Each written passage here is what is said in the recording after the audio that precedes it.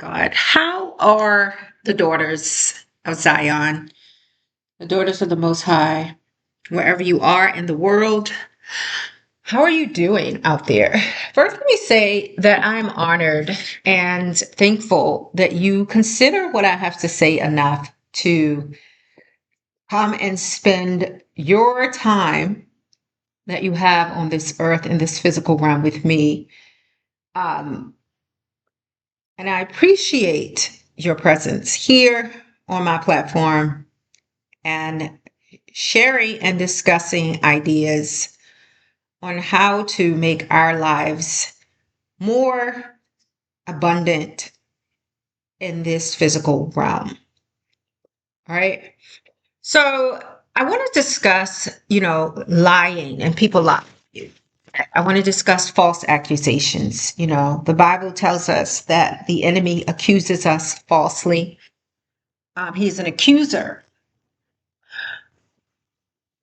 So anytime you are faced with false accusations, anytime you are faced with those individuals falsely accusing you of things, um, understand that that is not coming from, that is coming from the enemy. Now, over the years, I have been falsely accused of many, many things. I've been accused of, being on drugs, which I have never in my life used drugs before. And I'm not saying that as a conceit because it's by the glory and mercy of God.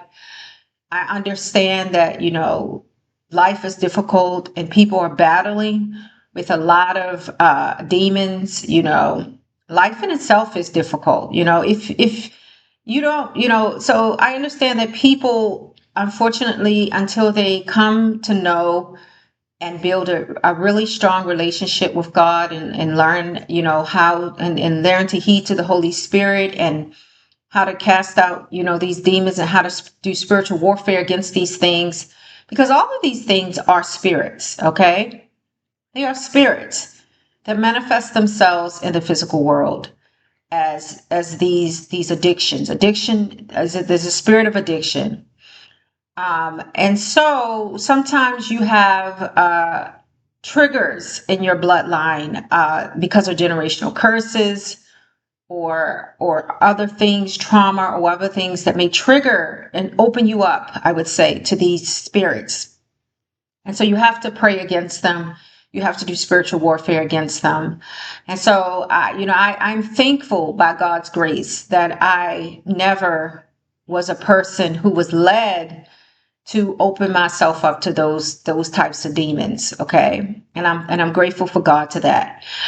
And the reason that I'm really, really angry about what these people do, because particularly, when they use things like drug addiction and mental illness as a weapon, because many of God's people, we are labeled mentally ill in order to dismiss us.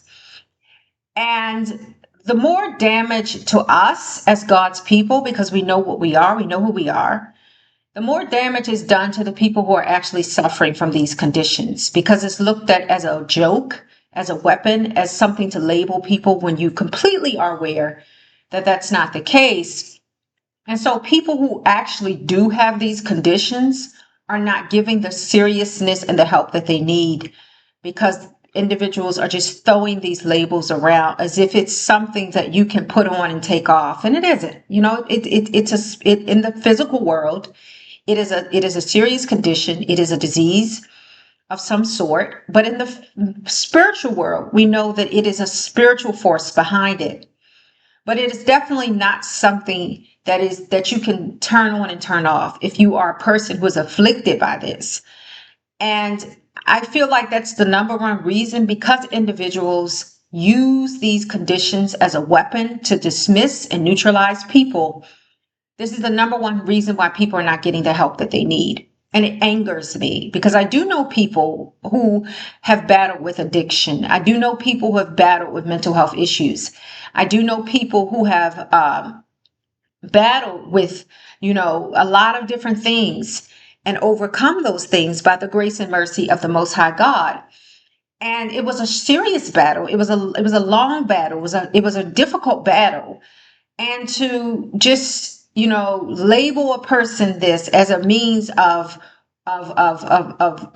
ruining their reputation, or means of talk, because not only does it ruin the person's reputation, but it also targets the person for a lot of attacks. It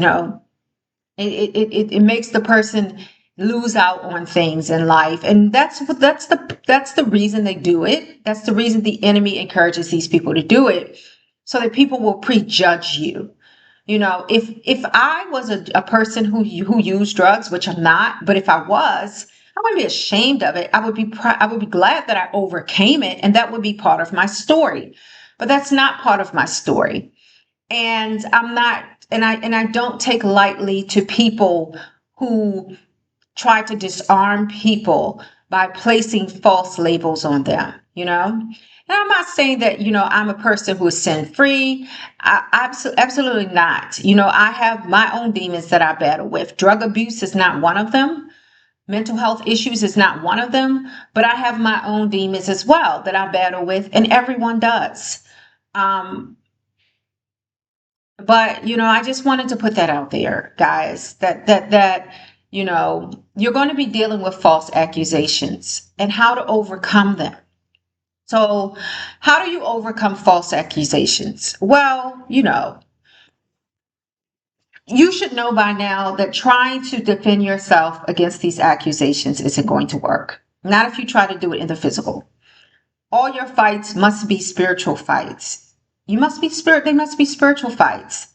Whatever the fight is, whatever the battle is, even if people steal from you. I've had people steal from me. You have people who they've gotten a lot stolen from them.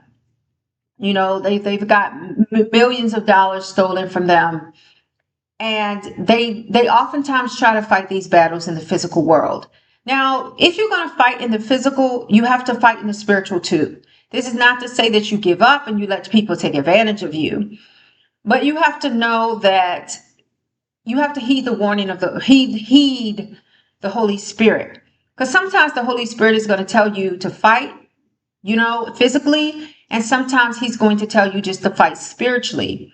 Because sometimes things are not always what we see on the surface. Many times it goes deeper than what we just see on the surface. Okay. Many times there's other layers to it. There are things going on that you don't see. It's bigger than you. And we think it's just us, but a lot of times it's way bigger than us, right? And the Holy Spirit is able to see the whole complete picture. And we only see a small portion that we play in that picture. So it's always a good idea to fight in the spirit. We fight in the spirit, guys. We fight in the spirit. We fight in the spirit. We fight in the spirit. We fight in the spirit. We fight in the spirit. We fight in the spirit. Remember that. We fight in the spirit. Please remember that. You fight in the spirit. Okay? Whatever your battle is, you fight in the spirit. Don't let the enemy trick you into fighting physically all your battles. Sometimes you may have to go to war physically, but you go spiritually first, and you get the guidance of the Most High how to handle your physical battles, because you have to make sure God is with you. God is going to tell you, I'm with you. Fight this this way. Fight this that way. Do this, do that. And you have to heed the warnings of the Holy Spirit, because He teaches your hands to war. Doesn't the Bible say God teaches our hands to war? He teaches your hands to war. He teaches us how to fight those battles in the spirit and in the physical. This is why, if you just try to fight it physically and not spiritually, you're not going to win that battle. And you may win it, but you may not. But when you fight first spiritually, you always win. Because if God is for you, who can be against you? If you fight your battle spiritually with the Lord, You always win. And that's what we must remember to fight. All right. Just wanted to say that. Hope it was encouraging because, I have people believe things. And these are people who are supposed to be people of God. They're supposed to have discernment. They're supposed to know these things. But even these people can be deceived. Like, just living your best life. I decided, we decide we want to when people see things, things changing. They don't understand what's going on in your life. And we're not obligated to tell people what's going on in my life. I'm not obligated to tell you why I moved out of state, why I moved out of the country, why I left a job, why I sold a house. I'm not obligated to tell you that. And it's none of your business. But people always want to think the worst because these people, they like what's familiar and comfortable with them. They like a certain amount of false stability. And they don't understand when people decide that, we want to move, we want to follow what the Lord tells us to do. And people are not always going to understand what the Lord is telling you to do, and when you follow what the Lord tells you to do, people are going to be calling you all types of names. They're going to be labeling you all types of things because they don't understand. But it's okay if they don't understand. But what is not okay is if they falsely accuse you of things. That's not okay. When they don't even have enough balls to come to you and ask you what's going on, right? They don't even have enough caring, or they don't care to come to you and ask you what's going on. And that's fine. You don't have to care to ask what's going on, but you don't have the right to lie and spread rumors about a person either, which makes you a gossiper, which makes you a sin. That's another sin, to falsely accuse somebody, to slander somebody, to gossip about somebody. That makes you a sinner. And we definitely, as people of God, should not be spreading rumors or assuming things about people unless we personally know that person and we know what is the truth. And even then, we're not to be spreading anything. We should be learning how to maintain people's confidentiality, and not jumping to believe something just because somebody said it or even multiple people said it. If we're not going to have enough courage to go to that person individually and say, hey, is everything okay? Is there anything going on? Do you need any help? But yet you want to sit back and talk about a person and pretend like you care. If you cared, you would walk up to that person and ask them if they need any help or is everything okay. That's what a person who cared does. They don't sit back and run with some information and, I'm going to pray for you. And you don't even know if what's going on. You can't pray for somebody if you really don't know what's going on. Okay. Now I discussed this before, and there and so that's encouraging. I hope this is encouraging. Just fight your battles in the spirit, guys. God will expose people. He'll expose your accusers. He'll expose those who are trying to harm you, and he will restore. And that's the most important thing. If you keep trying to fight battles in the physical world, you're going to have a lot of enemies. And fight them in the spirit. Because one reason of fighting things in the spirit, you don't have to worry about anybody coming saying you did anything to them. God said vengeance is his. Because they did it to themselves. They brought back on themselves what they dished out. If you fight in the physical world with these individuals, going to be fighting a lot. Now, again, sometimes God will have you fight in the physical, absolutely. But he has to be with you. There are many cases in the Bible where people had to fight physically. People had to go to war. But God was with those people. He told them to proceed because he was going to be with them. So make sure if you're going to fight in the physical, that God is with you and that you have God's grace and his mercy with you. All right.